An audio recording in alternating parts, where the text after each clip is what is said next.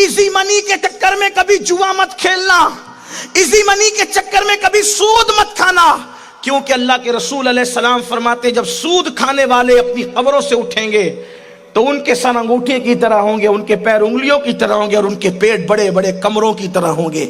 ایسے ہوں گے جیسے ان پر کسی نے سحر کر دیا لیکن وہ سحر زدہ نہیں ہوں گے.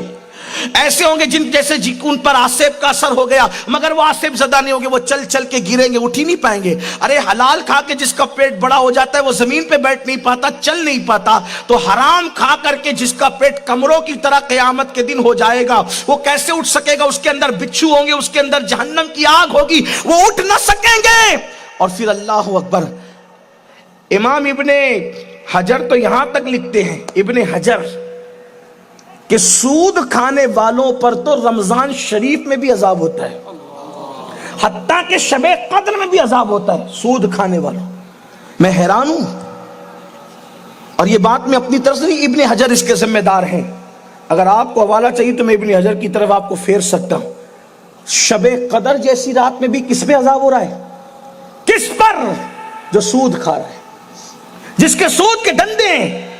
ایک بزرگ فرماتے میں قبرستان گیا، اپنے باپ کے مزار پہ میں قرآن کی تلاوت کر رہا تھا، شب قدر تھی. اچانک ایک قبر سے کسی کے چلانے کی آواز آئی.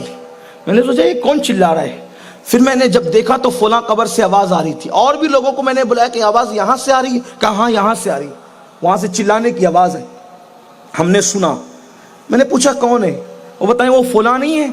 ارے یہ فلاں ہے.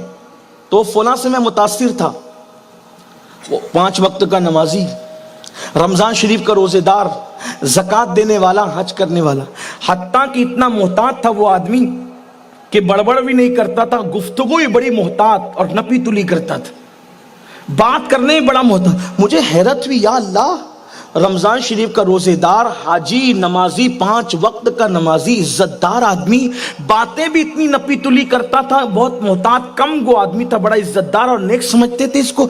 اس شب قدر میں اس پہ عذاب ہو رہا ہے، شب قدر میں اس پہ عذاب ہو رہا ہے. مجھ سے رہا نہیں گیا، میں اس کے گھر گیا، اس کی بیوی سے کہا، میں نے کہا بتاؤ، بتانا پڑے گا کہ میں نے اس حالت میں دیکھا اس کو، عیب کے لیے نہیں عبرت کے لیے بتاؤ کہ اس پہ کیوں عذاب ہو رہا تھا. تو اس کی بیوی نے کہا مالدار بہت تھا لیکن پیسے کا لالچی بھی تھا، متقی تھا، پرہیزگار تھا، خاموشی کے ساتھ چپکے سے سود کا دھندا کرتا تھا.